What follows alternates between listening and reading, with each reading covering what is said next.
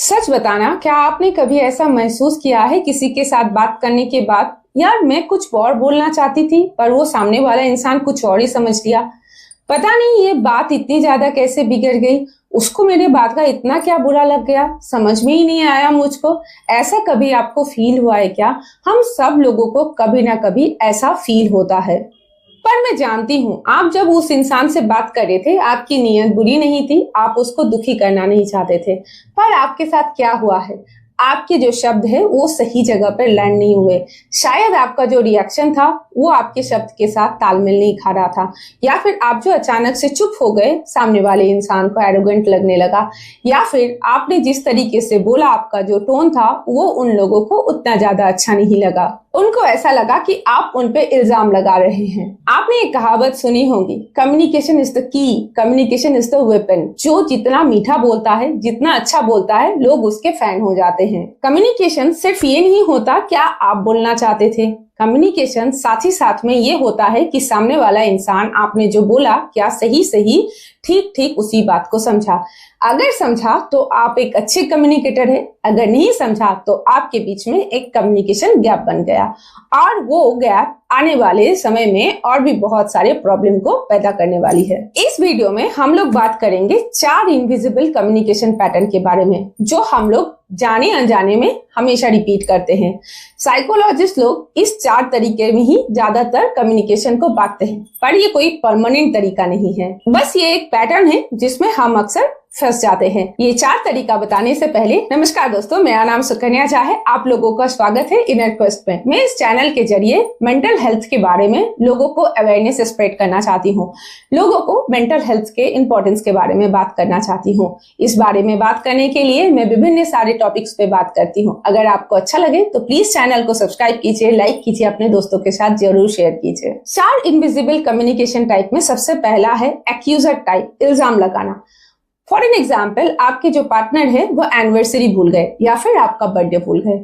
आप चाहते थे कि आपके एनिवर्सरी के दिन या फिर बर्थडे के दिन आप उनके साथ कुछ अच्छा टाइम बिताए, कहीं बाहर जाए, खाना खाए, या फिर घर में रहे, मूवी देखे, पर ऐसा कुछ नहीं हो पाया। इस बात से आप बहुत ही ज्यादा हर्ट फील किए, आपको बहुत ज्यादा तकलीफ हुआ। आप अपने पार्टनर से जब बात करने के लिए गए तब आपने उसको इल्जाम लगाया कि आप हमेशा ही इस एनिवर्सरी या बर्थडे को भूल जाते हो, आप हमेशा ही ऐसा करते हो, आपको कभी भी मेरे बारे में कुछ याद नहीं रहता, आप मेरी परवाह नहीं करते। आप उसके ऊपर में इल्जाम लगा करके और भी ज्यादा दुखी हो जाते हैं। सामने वाला इंसान भी इतना ज्यादा इल्जाम और इतना ज्यादा एक्यूज होने के बाद शांति से सो जाता है, बोले छोड़ो, जाने दो। Second type of communication problem है साइलेंट ट्रीटमेंट, चुप रहना।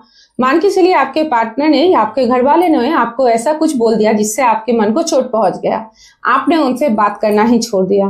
कुछ समय के लिए उन्होंने ऐसा लगा कि ये तो ठीक हो जाएगा कुछ दिनों में, पर वो चीज आपके मन में ही रह गया और आगे जाकर के वो चीज और जो है वो बढ़ता गया। आपके मन में उन लोगों के लिए नेगेटिविटी और उसके उन लोगों के लिए जो इमोशंस थे वो धीरे धीरे चेंज होने लगे, और इसके वजह से आपके रिश्ते में जो है वो दूरी आ गई। आप चाह रहे थे कि आपके चुप्पी को, आपके साइलेंस को लोग समझे, पर किसी ने नहीं समझा आपके साइलेंस ट्रीटमेंट को। थर्ड प्रॉब्लम होता है ओवर एक्सप्लेनेशन के साथ, कि आप किसी भी चीज को बहुत ज्यादा समझाने लगते हो। आप चाहते हो कि कोई बंदा, कोई इंसान आपको गलत ना समझे, इसलिए आप एक के बाद फैक्ट बताते रहते हो।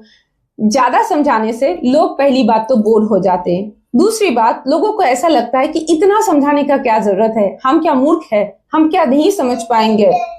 आप कोशिश करते हो कि वो आपको गलत ना समझे, इसलिए आप ज्यादा समझाते हो, और आपके ज्यादा समझाने की वजह से लोग आपको ज्यादा गलत समझने लगते हैं। मैं पर्सनली बताऊं, मेरे अंदर में ये हैबिट पहले बहुत ज्यादा थी। अब बात करते हैं फोर्थ हैबिट के बारे में, तीखे तरीके से बात करना, शार्प टोन में बात करना। फॉर एन एग्जाम्पल, कि आपको मम्मी ने फोन किया कि तुम घर कब तक आओगे, आपने बोला 10 बजे आऊंगा, फोन रखो। अभी सामने वाला इंसान को लगेगा क्या यार 1 मिनट का बात वो भी शांति से नहीं कर सकता। लेकिन अगर मैं आपकी बैकग्राउंड को चेक करती हूँ तो मुझे पता लगता है कि आप सुबह 6 बजे ही घर से निकले थे। पूरा दिन भर आप ट्रेन से गए, बस से गए, ऑफिस किए, अभी आप ऑफिस से वापस आ रहे हो, आपको आने में जो है वो रात के 10 बज जाएंगे। उस टाइम पे आपकी मम्मी ने आपको फोन करके पूछा था। आप जो थे, आप थके हुए थे, आप टायर्ड थे, आपको सामने वाले इंसान से बात करने का मन नहीं हो रहा था, तो इस वजह से आपने इस तरीके से टोन में अपनी मम्मी से बात कर लिया। लेकिन आपकी मम्मी ने सोचा 2 मिनट भी ये अच्छे से मेरे से बात नहीं करता, हमेशा ये उखड़ा उखड़ा ही रहता है।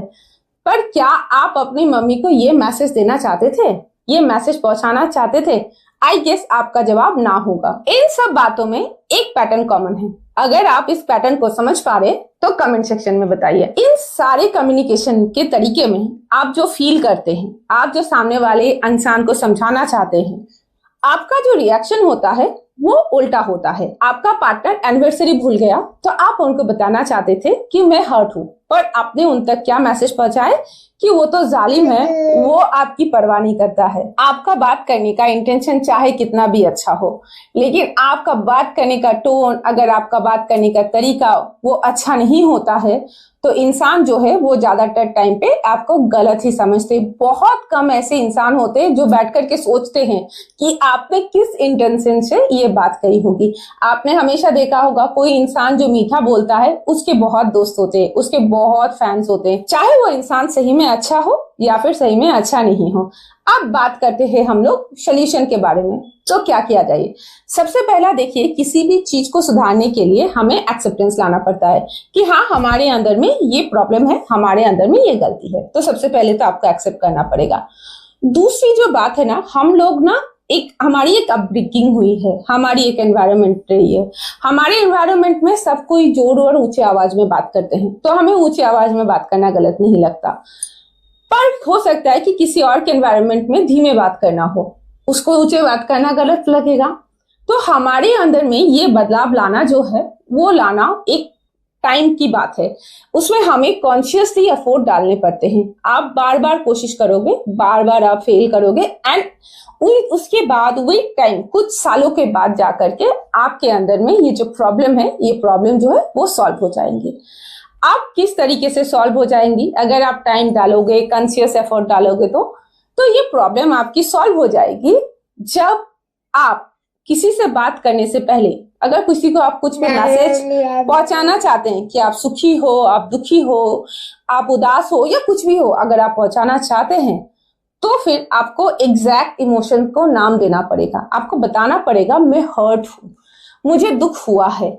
जब आप इस तरीके से अपने इमोशंस को खुद समझ करके सामने वाले को कम्युनिकेट कीजिएगा तो सामने वाला कम्युनिकेट कर पाएगा। अगर आप माँ का फोन उठा करके बोल देते हैं मैं थक गया हूँ, 10 बजे आऊंगा, फोन रखता हूँ, आकर के बात करूंगा, तो फिर आपकी माँ को क्या मैसेज पहुंचता कि आप थक गए हैं। लेकिन आपने बोला 10 बजे आऊंगा, फोन रखो, तो आपकी माँ ने सोचा यार ये कितना एरोगेंट हो गया, दिन भर में 1 मिनट भी सही से बात नहीं कर सकता है क्या। तो ये आपको विद टाइम कॉन्शियसली अपने इमोशंस को वॉच करके रिएक्ट करने से होगा। आई होप आज इस वीडियो के जरिए आपको कुछ नया सीखने के लिए मिला होगा, कुछ नया जानने के लिए मिला होगा। अगर ये आपको वीडियो अच्छा लगा हो तो प्लीज अपने दोस्तों के साथ शेयर कीजिए, वीडियो को लाइक कीजिए, चैनल को सब्सक्राइब कीजिए और अपने फ्रेंड्स के साथ जरूर शेयर कीजिए। Thank you so much.